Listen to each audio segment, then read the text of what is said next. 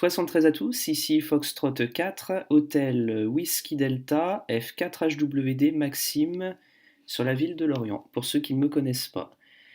Voilà, alors comme vous pouvez le voir, je suis un très jeune opérateur, de 24 ans actuellement, à Chi, et récemment j'ai décidé de me lancer dans un projet un peu fou. J'ai acheté il y a quelques temps, à peu près cet été, le Nano Hotspot de BI7 JTA, assez connu. Vous le voyez ici en photo. Alors rien à dire sur ce produit, il fonctionne parfaitement. Un rapport qualité-prix imbattable. Vraiment, c'est parfait pour faire du numérique. Vous avez également le cross-mode, par exemple pour mélanger le C4FM avec le DMR. Enfin, vraiment, c'est un appareil qui est très complet. Rien à dire dessus. Le système qui équipe justement cet appareil se nomme Pistar. C'est pareil, c'est un système qui est très connu. Alors Pistar, je n'ai rien contre, je préfère le dire tout de suite, je n'ai rien contre cette distribution, mais je la trouve quand même assez lourde, pour pas dire trop lourde, pour des petits ordinateurs comme le Nano Pi, le Raspberry Pi ou autres mini-ordinateurs. En plus, pour ma part, le Nano Hotspot étant équipé d'un Nano Pi Neo, le Linux qui est intégré dessus, c'est une Debian Jessie, donc il commence à dater un peu. Le noyau, pour ceux qui savent ce que c'est vraiment la partie centrale du système. Le noyau est un petit peu dépassé, ce qui fait que bon, l'appareil a tendance à chauffer un petit peu, même si globalement ça va avec le ventilateur.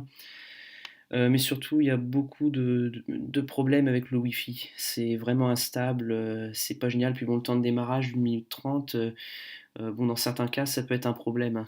Surtout en mobile, ou alors si vous entendez un contact, par exemple, sur Roseline, qui vaut vraiment le coup.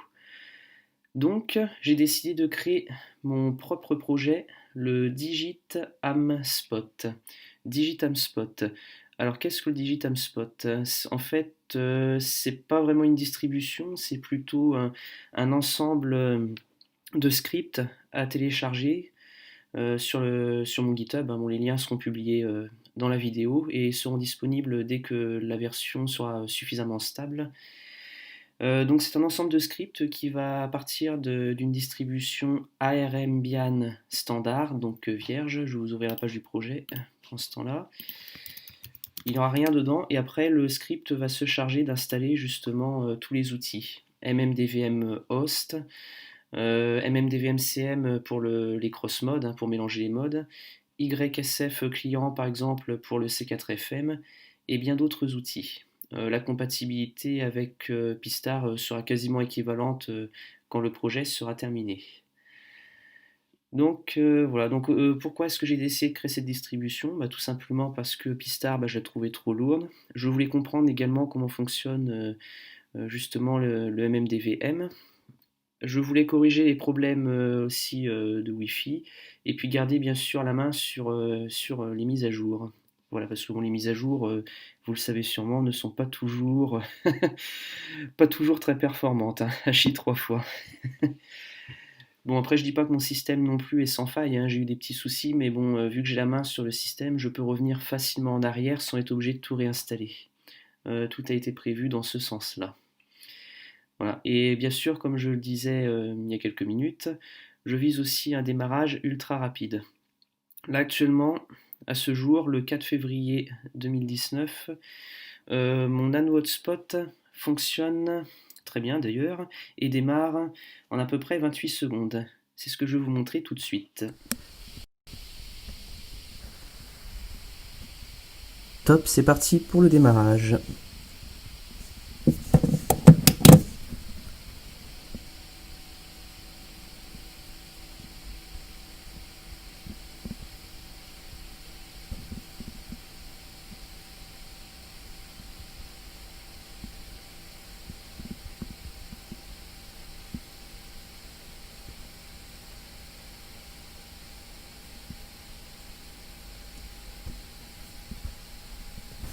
Et voilà. Je ne vous avais pas menti, le temps de démarrage est vraiment rapide. Bon après bien sûr il y a le temps de la manipulation, mais bon 28 secondes grosso modo c'est le temps qu'il faut pour démarrer mon système DigitAmSpot. Voilà, rendez-vous maintenant sur l'ordinateur pour la suite de la vidéo. Bien, maintenant que vous avez été ébloui par le démarrage très très rapide de mon Nano Hotspot, hein, Hachi bien sûr, j'essaye de rester modeste. Maintenant, nous allons regarder un petit peu plus les entrailles de la bête. Donc avant, j'aimerais rajouter un petit point avant de lancer la connexion sur la machine. Mon système n'a pas pour vocation d'être, on va dire, user-friendly, hein. Il ne sera pas non plus très très simple d'accès. Il vaut mieux avoir des connaissances en informatique, hein. Bon, pas beaucoup, mais bon, faut pas être novice en informatique, hein. Le projet n'est pas destination des débutants, mais vraiment pour ce qu'on appelle les power users, c'est-à-dire des personnes qui n'ont pas peur de mettre les mains dans le cambouis. Bon, pas trop non plus, hein, je vous rassure, il y aura plein d'assistants. Voilà, donc bien sûr, le projet étant très vivant, tous les jours j'apporte des modifications. Là, la vidéo que je suis en train de tourner va devenir très rapidement obsolète, hein. Je ne peux pas tout présenter, ça bouge tellement vite. Donc sans plus attendre, nous allons ouvrir un terminal et taper la commande. Alors comme vous pouvez le voir, le nom d'utilisateur c'est DHS, hein, comme Digit Ham Spot. Le nom de la machine c'est aussi DHS. J'ai inclus une fonctionnalité qui est assez sympathique, qui permet d'utiliser Network Manager pour déclarer le nom de la machine sur le réseau. Comme ça, il n'y a plus besoin de mettre l'adresse IP. Alors je n'utilise pas Avaí et Samba comme sur Pistar parce que c'est trop lourd et au niveau sécurité c'est pas non plus trop bien, quoi. C'est pas génial. Hop, voilà, je vais entrer mon code d'accès et nous voici sur le Nanopi Neo, donc qui tourne sur mon système DigitamSpot. Alors déjà vous pouvez remarquer ici je suis en lecture seule, hein. J'ai fait comme sur Pistar, de manière à justement éviter de détruire la carte SD en éteignant la machine au mauvais moment. Voilà, donc vous pouvez l'éteindre quand vous voulez, il n'y a aucun risque de corruption de données. Si bien sûr vous remettez en lecture seule quand vous avez fini de bricoler. Donc pour ça, j'ai écrit une commande toute simple, hein. Vous tapez pi rw et là vous passez en lecture-écriture. C'est exactement ce dont nous allons avoir besoin. Alors pour lancer la suite DigitamSpot, très simple aussi, vous tapez tout simplement DHS, Delta Hotel Sierra, les trois lettres à retenir tout le long de ce tuto. Le nom d'utilisateur, le nom de la machine et le nom du programme. Voilà, donc ce sont des menus semi-graphiques. L'avantage, c'est que ça consomme rien. Et en plus, autre avantage, voilà, c'est surtout pour vous, ça reste simple à utiliser parce que bon après le code derrière, je préfère pas vous le montrer, il est quand même assez chargé. Voilà. Bien sûr, le but à terme sera que tous les appareils MMDVM, même BlueDV, hein, du marché soient compatibles. Donc, en gros, tout ce qui fonctionne sur Pistar peut fonctionner potentiellement sur mon système quand j'aurai eu suffisamment de retours de la part des bêta-testeurs. Donc le projet va encore traîner un peu, j'en suis désolé pour vous malheureusement. Alors le dashboard. Le dashboard, c'est comme sur Pistar, sauf que là ce sera comment dire, au format texte. Bon, par contre, là, j'ai fait que des schémas pour l'instant. Je n'ai pas encore commencé à rédiger le code. C'est plus compliqué que ça en a l'air. Donc, bon, malheureusement, là-dessus, j'ai bien mis Work in Progress. Donc, ça veut dire travail en cours. On n'y touche pas pour l'instant. Donc, vous naviguez avec le clavier. Vous allez par exemple sur Mode. Ici, vous pouvez changer le mode. Alors là, j'ai mis que les modes donc, que j'ai en ma possession, hein. Moi, je suis équipé qu'en DMR et en C4FM. Donc là, c'est tout simple. On voit bien que le mode DMR est activé. C4FM, il est éteint. Moi, j'aime pas trop laisser justement plusieurs modes activés. Ça fonctionne pas toujours très bien. Bon, Destar, P25, tout ça, c'est en blanc parce que je les ai pas. Et le reste, ça n'a pas été activé. Il n'y a que le YSF to DMR qui fonctionne pour l'instant. Alors, supposons que je veuille passer en C4FM. J'appuie tout simplement sur 2. Voilà. Le mode C4FM va se mettre en route. Et en plus, le changement est enregistré pour le prochain démarrage. Alors les services sont démarrés et les fichiers de configuration, je les ai mis à part et ils sont modifiés à la volée aussi, hein. C'est tout est automatique. Alors ça aurait dû passer en vert, mais pour une raison qui m'échappe, ça ne fonctionne pas pour l'instant. Donc nous allons changer. Voilà, là le changement est pris en compte. Mais je vous rassure, même si c'est pas en vert, ça fonctionne quand même. Donc je vais revenir sur le DMR parce que là j'ai pas d'appareil C4FM à portée de main. Voilà. Les cross-modes, je les aborde pas pour l'instant, ça vaut pas le coup. En plus, le poste C4FM étant dans le mobile, c'est un petit peu compliqué par le temps qu'il fait chez nous. Alors, RF Power. Ah oui, dernier point, si tant que j'y pense, le système sera intégralement en anglais afin qu'il soit international. Une traduction sera envisagée si vraiment ça fonctionne bien en France. RF Power, alors là je vais pas trop m'attarder là-dessus parce que je pense pas que ça va vous intéresser. Moi j'ai un ADF 7021 si je dis pas de bêtises pour la partie émission. Alors, la puissance basse en low, ça va modifier une ligne dans le fichier mmdvm.ini, tout comme si je mets medium ou high. Donc en gros j'ai fait le calcul, low ça va sortir 1 mW dans mon cas, medium 50 mW, c'est une bonne valeur, et high non, autant pour moi, on recommence tout. Les aléas du direct. Low, c'est 1 mW. Medium, 10 mW. High, 20 mW. Voilà. Là, je l'ai mis sur 10. En medium, ça suffit largement pour ce que j'ai à faire. En plus, vu que je suis souvent en portable avec une batterie externe, ça sert à rien de mettre plus. Alors, updates. Alors ça, c'est une partie qui va beaucoup vous intéresser. Debian System, ça va lancer les fameuses commandes apt-get, apt-upgrade. Nous allons voir ça, comment ça fonctionne. Tout est automatique, il y a juste à valider, vous gardez la main bien sûr sur l'installation des programmes. Vous avez le droit de refuser si jamais vous ne sentez pas une mise à jour. Mais ça je vous recommande de le faire de temps en temps quand même. Que ce soit d'un point de vue sécurité ou fonctionnalité, vous allez justement bénéficier des dernières nouveautés comme ça. Globalement c'est pas dangereux, c'est rare qu'il y ait des couacs. Attention quand même si vous voyez des mises à jour de Linux, si vous voyez un programme qui commence par Linux, il y a fort à parier que ce soit le noyau du système. Donc là, soyez méfiants, il peut avoir des plantages, on ne sait pas. Pour l'instant, j'ai pas eu de problème, mais on ne sait jamais. Voilà, donc là, aucune mise à jour. S'il y avait des mises à jour, j'aurais juste eu à appuyer sur Y, à faire entrer et installer tout. Donc là, c'est terminé, j'appuie sur Entrée pour continuer. Alors, Digitam Spot, alors pour l'instant, ça sert à rien. Ça va télécharger quand ce sera en place. Ça téléchargera la suite Digitam Spot sur les serveurs GitHub et vous mettra à jour tous les scripts justement que j'ai créés, tout simplement. IDs Databases. Oula, j'ai un peu du mal avec l'anglais, malheureusement. Hachi. Alors ça vous permet de mettre à jour justement tous les identifiants numériques. Si vous avez un écran OLED ou Nextion, vous pouvez comme ça avoir l'indicatif et le nom de la personne qui vous appelle. Donc là, je ne vais pas appuyer, ça fait qu'une simple mise à jour et ça redémarre MMDVM host. Ensuite, là, ce sont les logiciels classiques, je les ai intégrés. Bon, je ne vais pas tous les mettre à jour, je vais vous épargner ça. Donc là, c'est MMDVM host à la partie centrale. MMDVM CM pour les crossmodes. YSF client pour la partie C4FM, nous allons le mettre à jour après pour que je vous montre.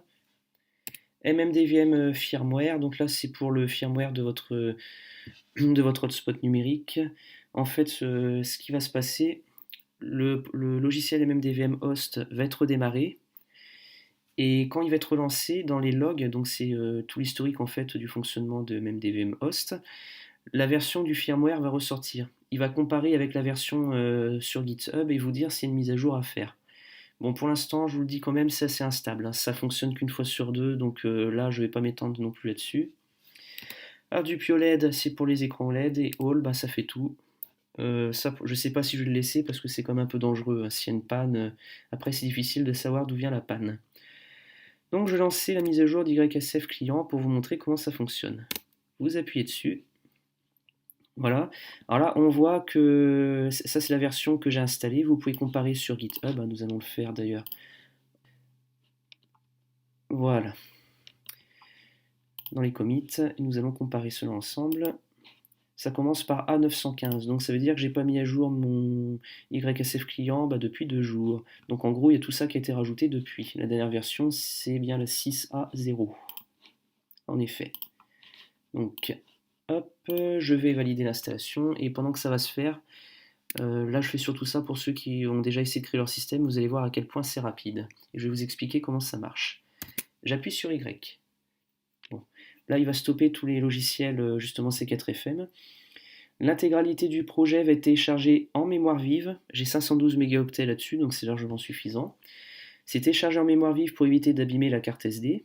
La compilation se fait également en mémoire vive, de manière à gagner du temps et aussi pour préserver la carte SD, toujours la même optique. Et ensuite, tous les fichiers utiles, je ne parle pas des fichiers sources, mais vraiment les binaires, et après tout ce qui est images, fichiers de configuration ou autres fichiers importants, tout cela sera copié dans la carte SD, dans le répertoire OPT. Voilà, votre programme se trouvera là. Donc nous allons laisser faire la compilation, ça va aller très vite, hein, il n'y a que 3 programmes. Le Gateway donc pour l'accès au C4FM, le Parrot pour le perroquet, donc lui ça va aller très vite, et le Reflector, bon là malheureusement je m'y connais pas trop en C4FM, je pense que d'autres utilisateurs pourront répondre à ma place. Nous allons le laisser faire pendant ce temps-là. Voilà, donc là c'est bon, c'est à jour maintenant. Je précise qu'une fois que l'installation est faite, la mémoire vive est nettoyée, histoire de ne pas saturer votre appareil. Donc nous allons vérifier maintenant. Là maintenant, nous avons la bonne version. Donc là ils le disent bien, vous avez la dernière version, appuyez sur Entrée pour continuer. Il n'ira pas plus loin. Donc là c'est bon, c'est à jour, et la partie C4FM, si elle est activée, donc si vous êtes équipé C4FM, elle redémarre, sinon ça ne démarre pas. Comme ça vous évitez de charger votre système pour rien. Advanced Config. Alors là, par la suite, il y aura des assistants qui vous permettront d'ajouter, de retirer des fonctionnalités ou de faire vos réglages MMDVM avec une interface semi-graphique, un petit peu comme sur Network Manager en ligne de commande. Donc là, ce sera plus simple. Pour l'instant, cette partie-là n'a pas encore été rédigée, mais vous pouvez quand même rédiger les fichiers manuellement avec Nano. Donc là, vous modifiez. Voilà, je vous laisserai voir cela pour les bêta-testeurs. Voilà. La modification est instantanée. Si jamais le fichier est nouveau, en fait, s'il y a eu des modifications, le logiciel MMDVM host, ou bien par exemple ici YSF 2DMR va redémarrer automatiquement. Donc tous les WIP, c'est les modes que j'ai pas ajoutés. Voilà. Donc quasiment tout est modifiable. Et ARM config pour vraiment rentrer dans le cœur du système, mais là je préfère ne pas vous engager là-dessus pour l'instant. Ça reste compliqué. Alors les services, autant pour moi je me suis trompé de ligne, c'est là où j'aurais dû mettre le WIP, ça permettra juste de redémarrer les services de votre choix. Rien de bien non plus, rien de bien excitant. Voilà. Les logs qui du coup ils fonctionnent bien. Alors je vais démarrer mon talkie pour la démonstration. Là, c'est pour lire en fait les logs en temps réel. Comme ça, vous pouvez savoir comment fonctionne votre système. Est-ce que vous avez de la perte, par exemple, sur vos paquets DMR? Comme nous allons le voir maintenant. Alors, j'espère qu'il n'y a personne. Parce que moi, j'ai qu'une seule fréquence, hein. Je peux pas, comment dire, je ne peux pas émettre si quelqu'un émet déjà. J'ai pas les 2 time slots. Parfait, il n'y a personne. Nous allons donc passer sur MMDVM. Hop, test. Nous allons voir comment ça fonctionne. Test de Foxtrot 4, Hôtel Whisky Delta, test 1, 2, 3. Hop, vous entendrez ma voix en retour. Test de Foxtrot 4, Hôtel Whisky Delta, test 1, 2, 3. Voilà, ça fonctionne parfaitement. Là, BER06, donc c'est très bien. Alors pour quitter, CTRL-C. Voilà, mais je le rajouterai dans la documentation, je vous rassure. On va relancer DHS. Alors Task Manager. Task Manager, c'est tout simplement la commande htop. C'est un peu comme le gestionnaire des tâches sous Windows. Donc là on voit que le processeur tourne pas trop fort, hein, donc ça va, on est plutôt tranquille. 26 degrés, sachant que là actuellement il fait 20 degrés selon le thermomètre de la pièce. Donc c'est bon. Et la consommation mémoire seulement 66 mégas. Alors pour ceux qui ont connu le projet à l'époque de DietSpi, alors DietSpi était plus léger, mais l'inconvénient de ce système, c'est qu'il n'est pas compatible avec tous les nano-ordinateurs du marché. L'Orange Pi, par exemple, n'est pas dans la liste, enfin pas que je sache en tout cas. La mise à jour du noyau ne se fait pas correctement, elle se fait même pas du tout. Enfin après ça dépend des systèmes, mais sur le Nano Pi Neo, ça se fait pas du tout. Et il y a trop d'assistants au démarrage, ce qui fait que il va falloir d'abord apprendre à utiliser DietPi avant d'apprendre à utiliser mes scripts. C'est beaucoup trop compliqué au final. Donc c'est pour ça que j'ai renoncé, je suis venu sur ARMBian. Au final, c'est un gain de temps pour tout le monde, c'est beaucoup plus simple. Voilà, et après, ce sont des commandes classiques, hein. Redémarrer et éteindre.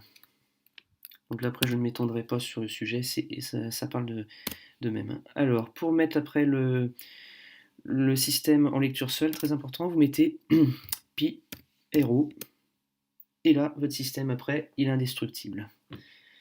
Voilà, écoutez, j'ai fait le tour du sujet, je pense n'avoir rien oublié. Je vous remercie pour votre attention. Si vous êtes volontaire, pardon, pour être bêta-testeur, bah, n'hésitez pas à m'écrire, hein, vous avez mon adresse sur qrz.com et ce sera avec plaisir que nous pourrons échanger ensemble. Merci de votre attention, 73 à tous et à bientôt pour de nouvelles aventures.